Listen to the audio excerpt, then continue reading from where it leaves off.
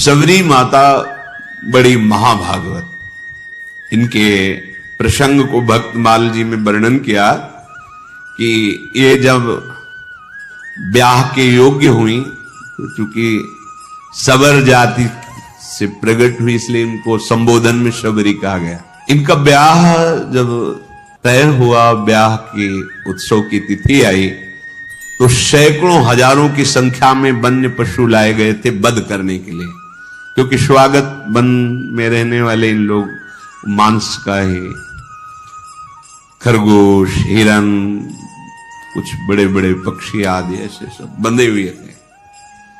सबरी जी ने पूछा घर वालों से कि ये इनका वध करके इनके मांस से स्वागत करेंगे बरातियों का।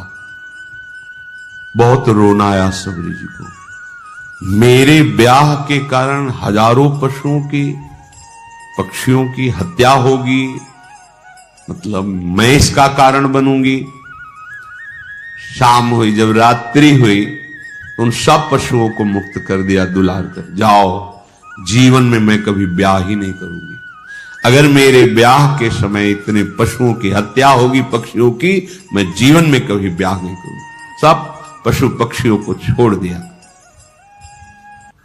जो ही उन पशु पक्षियों के बंधन काट रही थी वो रस्सियां, वो ऐसी कृपा दृष्टि से देख रहे थे मानो वो कह रहे थे तुम मेरा बंधन काट दिया तो जाओ, मैं तुम्हारा बंधन मुक्त करने के लिए भगवान से प्रार्थना करता हूं कि अब तुम्हें कोई कर्म बंधन, जन्म मृत्यु का बंधन न प्राप्त हो।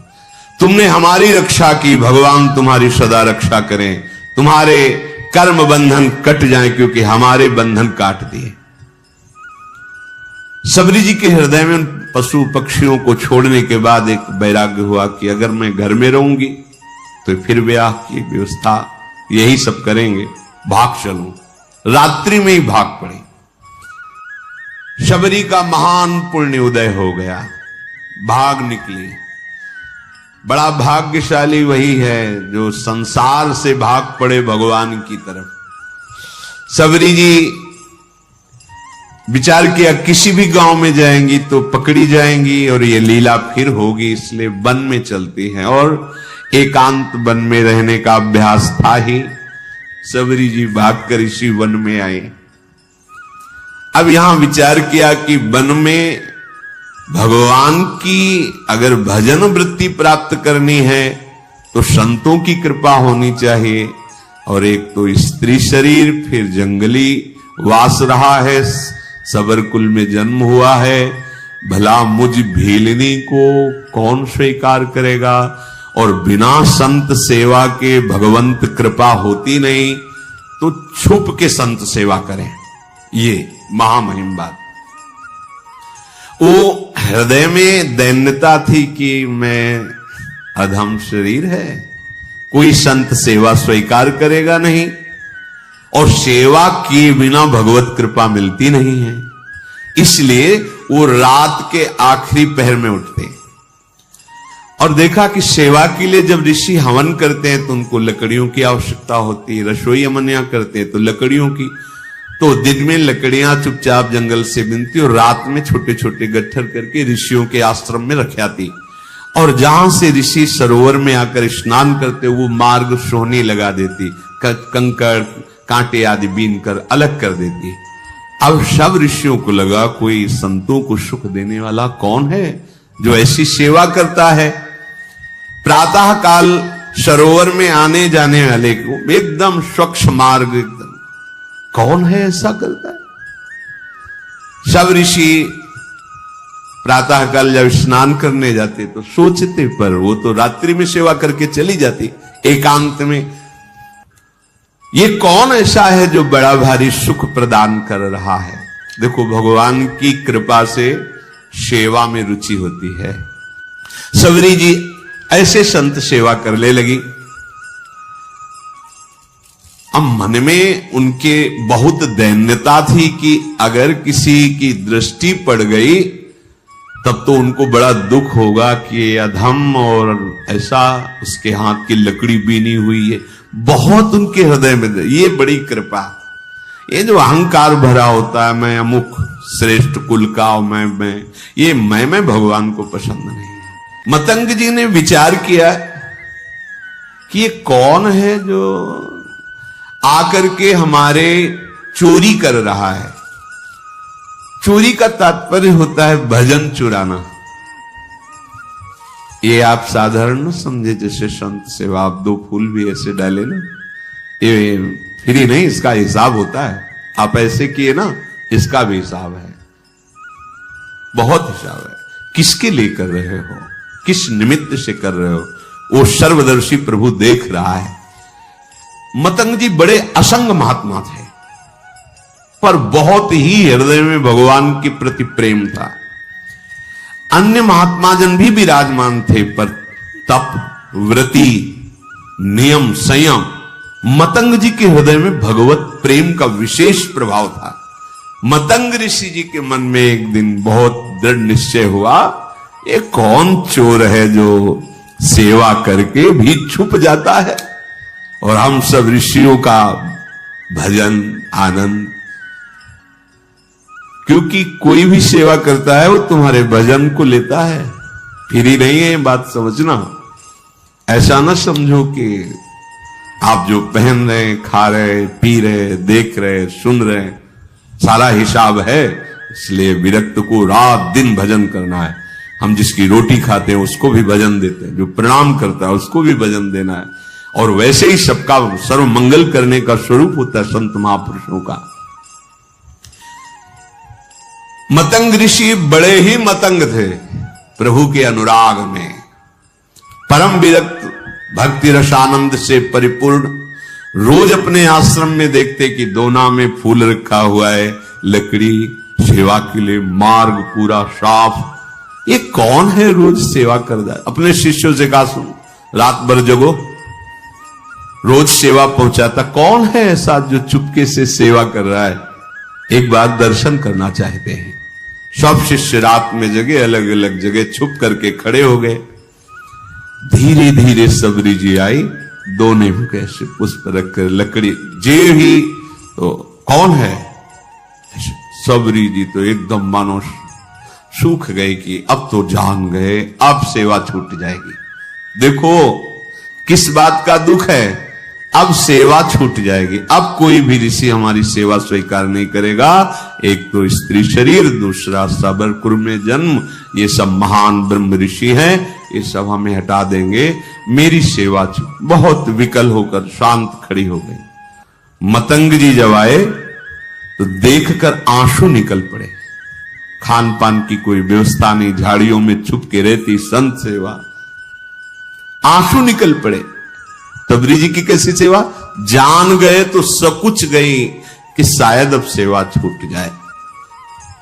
आंसू की धारा बहने लगी और कहा, बेटा ऐसे सेवा करती हो, कहां रहती हो? उन्होंने कहा, प्रभु झाड़ियों में छुप के रहती है। पूरी कथा बताई भाग। अच्छा, अब तुम निश्चिंत हो जाओ। सबरी जी से कहा, अब तुम निश्चिंत हो जाओ, तुम्हें अब कोई चिंता नहीं करनी चाहिए। भगवत भक्ति का प्रभाव ऐसा है कि वो न जाति देखती है न शरीर देखती है। तुम स्त्री शरीर हो कि पुरुष शरीर हो, किस जाति को, किस कुल के हो, ये भक्ति महारानी जिसके हृदय में आ जाती है, भगवान उसके अधीन हो जाते हैं। सबरी जी को मतंग ऋषि ने ऐसे वचन के द्वारा साहस बना और शिष्यों से कहा कि तुम जानते हो ये कितनी पवित्र है। ओहो, बहुत बड़ी बात। भक्ति को प्रताप ऋषि जानत, निपटने के केऊ कोटि विप्रताई, यहाँ पे वार डारिए। मतंग जी ने कहा कि आज के बाद तुम्हें छुप के रहने की जरूरत नहीं। आश्रम में ही एक पर्ण कुटी सबरी, इसमें तुम विराजमान हो। और कहा कि आज तुम्हें हम मंत्र दीक्षा और नाम दीक्षा दोनों प्रदान करेंगे। मांगा नहीं, सच्चे शिष्य को मांगने की जरूरत नहीं होती, अपने आप गुरु विधान कर देते हैं। देखो, वास करो इस कुटिया पे, और तुम्हें आज मैं मंत्र दीक्षा और नाम भी दिया, मंत्र भी प्रदान किया। ये जब पूरे वन में बात फैली कि स्त्री जाति और ऐसा और मंत्र दे दिया और पास में कुटिया में, तो सब विरोध मतंग जी का करने लगे कि ऐसी जाति की ऐसे नहीं करना चाहिए, ब्रह्म ऋषि हो ऐसा वैसा। मतंग जी की वो अवहेलनात्मक बातें, निंदात्मक बातें कर मतंग जी की प्रसन्न हुए कि जिसको अपने ब्राह्मणत्व का अभिमान है, तपस्या का अभिमान है, जितेंद्रियता का अभिमान है, भगवान को अच्छा नहीं लगता है। ये करना चाहिए पर अभिमान नहीं करना चाहिए। दिनों दिन शबरी का अनुराग गुरुदेव के चरणों में बढ़ रहा, क्योंकि कोई ने आश्रय नहीं दिया, कहीं कोई आश्रय देने वाला नहीं, सब जगह दूर दूर। गुरुदेव ने नाम मंत्र, तो गुरुदेव के चरणों में अपार प्रेम शबरी जी का। एक दिन आकाशवाणी हुई मतंग जी के लिए कि आपने जो शबरी को स्वीकार किया, इससे भगवान बहुत प्रसन्न हुए हैं। भगवान की प्रसन्नता का हेतु है कि अभी विमान आने वाला है और आप सीधे भगवान के धाम को जाएंगे। उसी समय विमान उतरा, मतंग ऋषि भगवान के धाम जाने को उत्सुक है, भगवान का साक्षात्कार होगा, भगवान के समीप रहने को मिलेगा। शबरी जी रो पड़ी, गुरुदेव आपकी सिवा तो इस वन में कोई मुझे नहीं चाहता, अगर आप चले गए तो भगवान हमारे तो प्राण ही चले गए। तो जो गुरुदेव ने बात कही बहुत जोर, गुरुदेव ने कहा आज तक मैंने तपस्या और मंत्र जाप, संयम नियम साधना, उन सब के प्रभाव से भगवान के धाम की प्राप्ति का अवसर है, लेकिन वो स्वयं धामी चलकर तुम्हारे यहां आएगा और तुम्हें दर्शन देगा। तुम चिंता मत करो बेटा, हम तो जा रहे हैं चलकर भगवान के धाम, लेकिन स्वयं धामी आएगा और यहां तुम्हें दर्शन देगा, निश्चिंत होकर के रहो। गुरुजी विमान पर बैठकर परम धाम गए, पर गुरु का वियोग असहनीय। कोई बड़े भाग्यशाली होते हैं जिनको संत या गुरुदेव से प्रेम होता है। कौन प्रेम करता है? कोई गुरु प्रेमी बिरला ही कोई होता है, बिरला है। ऐसा गुरुदेव का वियोग कि अब जिया नहीं जा रहा। पर शबरी प्राण इसलिए नहीं त्याग रही कि गुरुदेव ने कहा है भगवान स्वयं आएंगे और दर्शन देंगे, बस इस आशा से जीवन रख रहे हैं। अब इतनी शिथिलता थी कि जो नित्य सेवा वो छोड़ नहीं सकते थे। वियोग में शिथिलता के कारण जब ऋषि स्नान करने जा रहे थे, उसी समय वो सोहनी लगा रही थी। तो जो ऋषि स्नान करने जा रहे थे, कोई सोहनी से छिटिक कर कंकड़ उनके चरणों में छू गया होगा, बहुत डांट। वैसे ही गुरु वियोग से दुखी थी। और ये बहुत बड़ा अपराध है, ये लोग जानते रहे जो अहंकार में होते हैं, मैं तपस्वी हूं, मैं इस कुल का हूं, मैं उस कुल का। अरे सब मायाकृत है। सच्चिदानंद प्रभु की भक्ति जो कर रहा है उसकी चरण रज लो, चरणामृत लो। भगवान के अनुरागी जनों के प्रति ऐसा अनुराग, ऐसी भक्ति, ये बहुत धोखा हो जाता है, बहुत धोखा हो जाता है। ये ऐसा भारी अपराध है कि सिर्फ भक्त से ही क्षमा हो सकता है, भगवान भी क्षमा नहीं कर सकते। अब वो पुनः स्नान करने जे भी गए तो उसमें कीड़े पड़ गए सरोवर के जल में। शबरी जी को इतना धिक्कारा, तुझे दिखाई नहीं दे रहा, मैं आ रहा हूं, मुझे तेरे झाड़ू से कंकड़ छू गया। शबरी जी तो भाग पड़ी, एकांत में जाकर रोने लगी।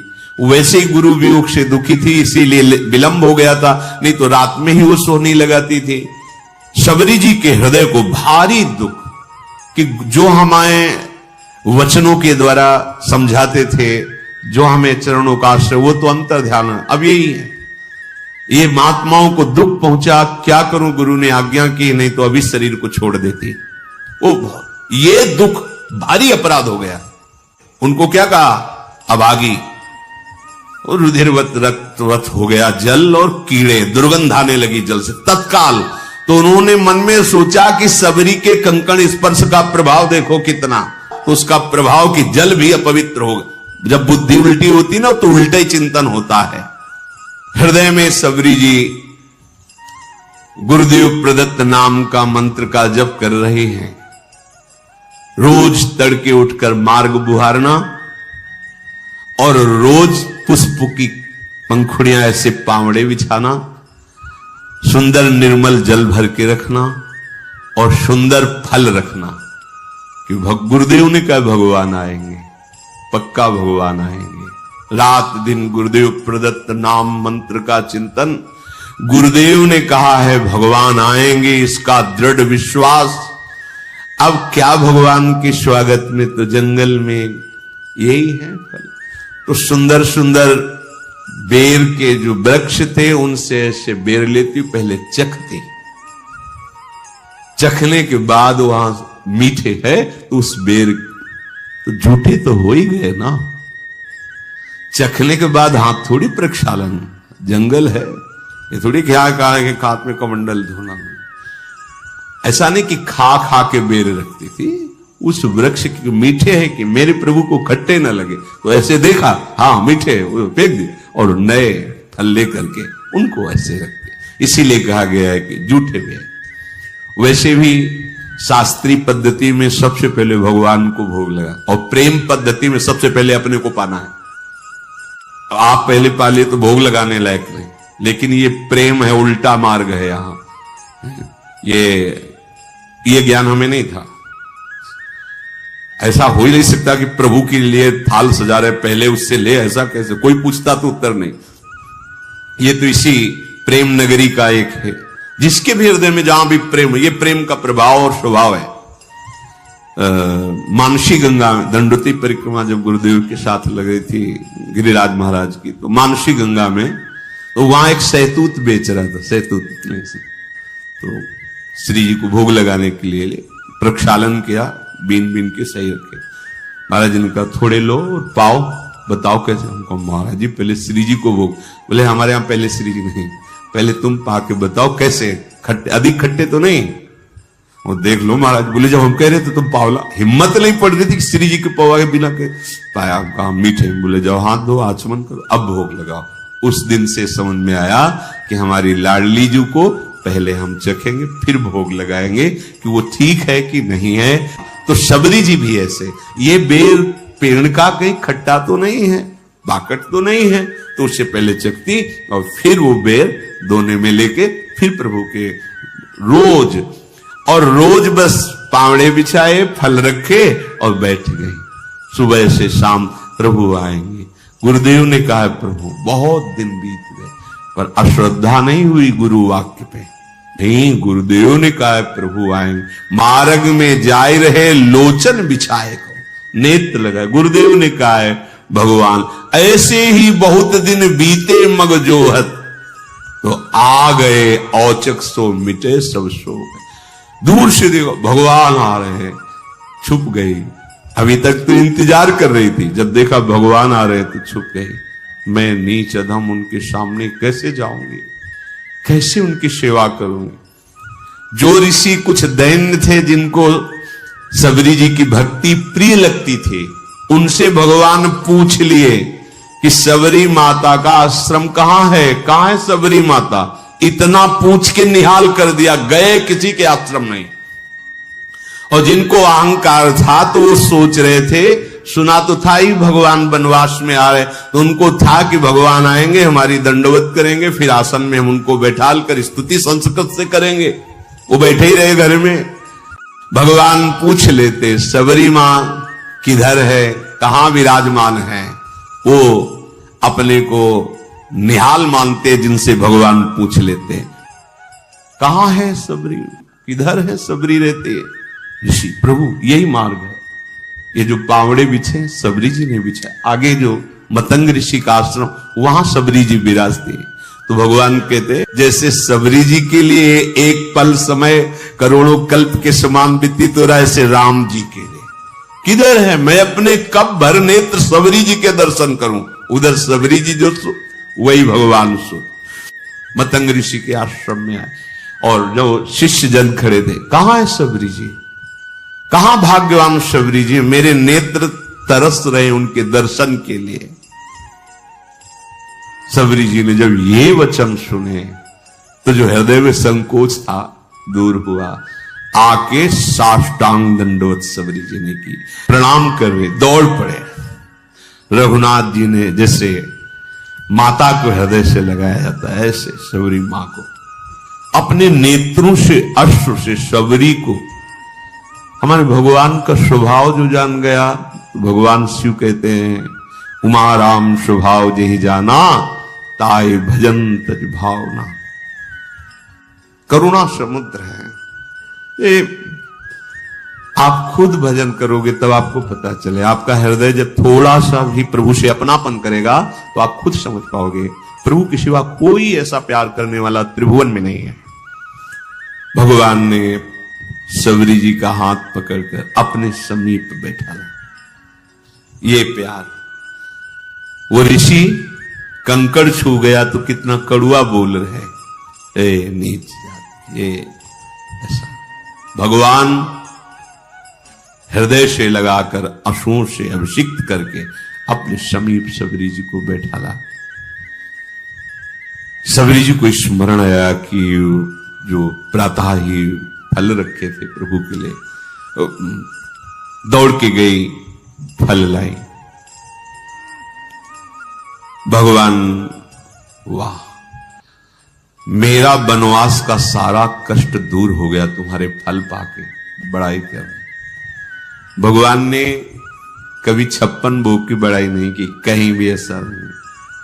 उस बेर को पा पाकर कह रहे कि आज हमारे वनवास का श्रम दूर हो गया।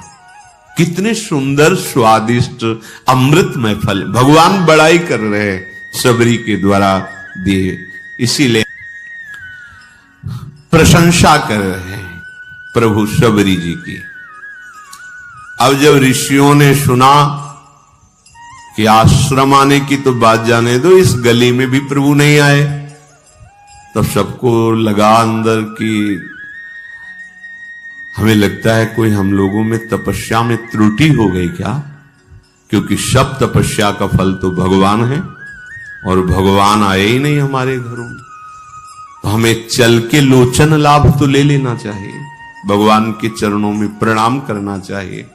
सब ऋषि जो थोड़ा सा अपने में ब्रह्मणत्व, तपस्या, जितेंद्रियता आदि आदि मानते थे, उनको आना पड़ा। वो प्रभु के समीप आए, अब भी बुद्धि काम नहीं कर रही। प्रमाण मिल चुका है कि सबरी जी कितनी पावन है। उनके मन में आता है कि बड़ी समस्या पैदा हो गई है, अगर उस सरोवर का जल भगवान अपने श्री चरणों से स्पर्श कर दे तो निर्मल हो जाएगा और हम लोगों के प्रयोग में आ जाएगा, क्योंकि सबरी की अपवित्रता के कारण वो दूषित हो गया था। वो लोग भगवान को प्रणाम किए और भगवान बैठे हुए तो निवेदन किया। वो सब ऋषि लोग अभिमान त्याग कर भगवान के पास आए और भगवान से कहा कि प्रभु, इस सरोवर का जल जो है नीच जनों के द्वारा छूने से कीड़े पड़ गए, अपवित्र हो गया, तो हम ब्रह्म ऋषियों की सेवा में नहीं, आप अपने श्री चरण।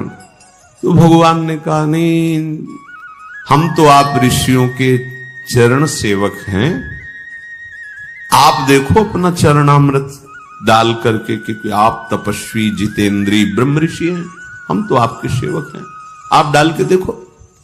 उनको लगा कि एक बार भगवान कह रहे थे, डाले जाके तो और दुर्गंध पैदा हो गई। आए, बोले प्रभु ठीक तो हुआ नहीं। तो बोले हमारे चरण से तो ठीक होगा ही नहीं।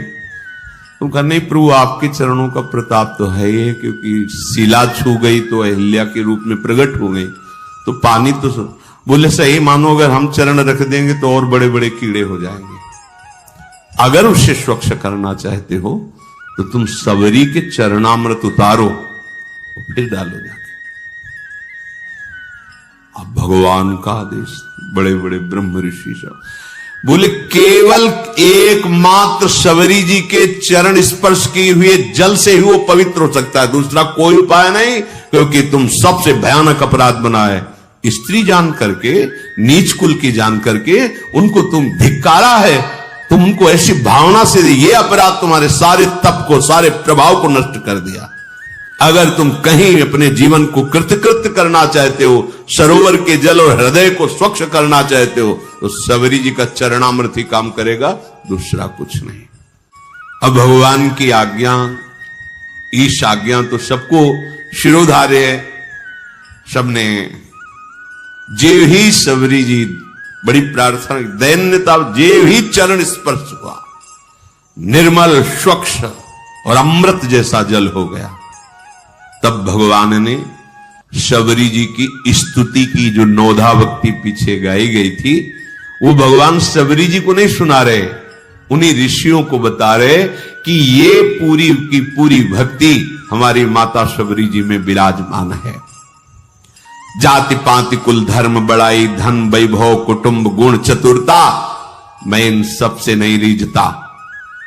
हे सबरी जी, आप में तो 9 भक्ति विराजमान है, जो गति योगियों के लिए भी दुर्लभ है, आज मेरे सामने ही तुम्हें वो दुर्लभ गति प्राप्त होगी। मेरे दर्शन का फल है जीव अपने ब्रह्म स्वरूप को प्राप्त हो जाता है। मम दर्शन फल परम अनुपा, जीव पाओ निज सहज स्वरूपा। फिर कहा कि सबरी जी आप यहां विराजमान, कहीं जानकी जी को यहां से जाते हुए ऊपर से कोई तुम्हें ऐसा कुछ खबर है क्या? सबरी जी ने कहा, प्रभु पास में एक पंपा नामक सरोवर है, वहीं सुग्रीव हैं, आप वहां जब जाएंगे तो उनसे मित्रता कीजिएगा, वो सब आपको सूचना दे देंगे। हे नाथ, आप कुछ देर रुको। और सबरी ने एकदम एकाग्रता की और उनके शरीर में योगाग्नि प्रकट हो गई।